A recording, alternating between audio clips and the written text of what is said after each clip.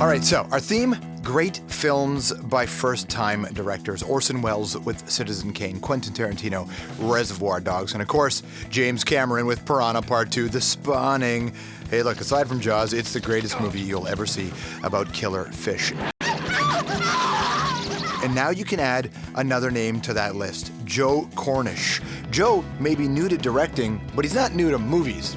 Loved them. In university, he and his mate made movie parodies using toys and stuffed animals. Didn't do much for their social lives, but it did get them their own television show, which earned a bit of a cult following in the UK. Joe says he learned a lot about filmmaking from playing with toys. And the rest, well, he just got from studying his heroes, the biggest of which was Spielberg. For Joe, E.T. was like a defining moment. I'll be right here. So, it kind of makes sense that Joe's first film is also an adventure flick about kids and aliens, although no one's going to confuse this one with E.T. Found Home. The film was called Attack the Block, a group of South London teenagers against an alien invasion. Many critics have called it one of the best films of the year, and by focusing on inner city London, close to where he grew up, Joe took kids who are often marginalized in films and helped turn them into heroes, putting a little extra meaning behind the monsters. Moses versus the monsters. Kill them. Kill all them things. Please welcome Joe Cornish. Okay, Joe. How you doing? Good to see you, man. It's a pleasure to have you on the show. Thanks for having me. It's been quite a run for this film and you, isn't it? Because I mean, you waited for a few years before you made your first film. Tell me what the process to get it made and what it's been like. Well, I kind of waited for the right idea, an idea I thought was good and exciting and a little bit edgy and that would attract attention. I didn't want to make a British film. You know, I didn't want to make a period piece. I didn't want to make a film about royalty.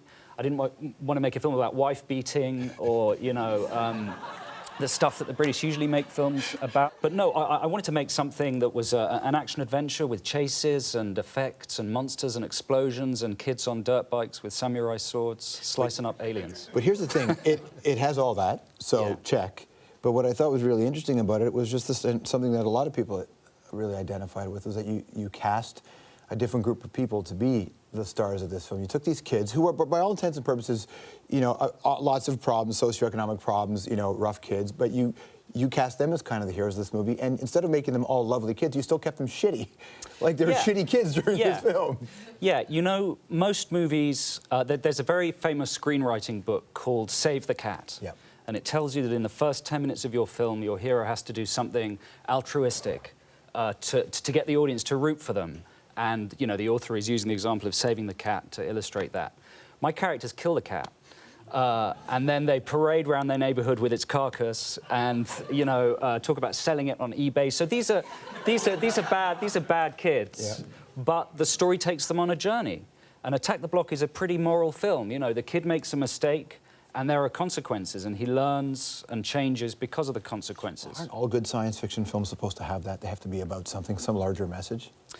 I certainly think so. You know, there's a big history of good science fiction, not so much talking about the future, but talking about the present. Like, I'm thinking of, you know, George Romero's Night of the Living Dead has a fascinating racial subtext.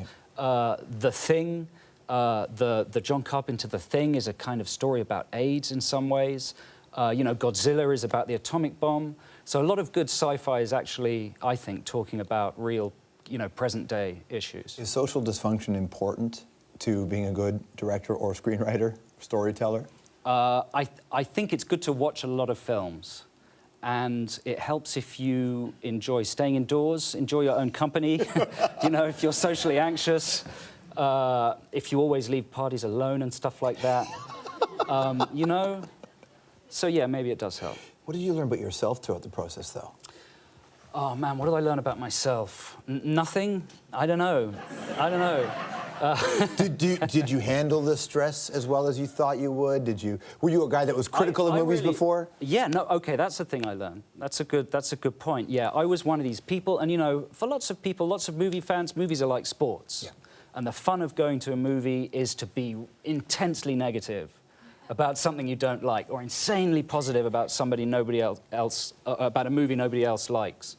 You know, people wear their like or dislike of a movie like a badge, you know, a badge of pride. Yeah. Since I've made one, I kind of don't do that anymore. I have a bottom line respect for anybody who completes a coherent feature. It's you know, you hear people talk about the era of the great films, and Spielberg, who you worked with, who made some of those films. I suppose when you were growing up, that was still in the era where a lot of American films didn't get released in England until like 7-8 months later half the time, right? Yeah, that's right. There was this like 6-month gap between a movie being released in America.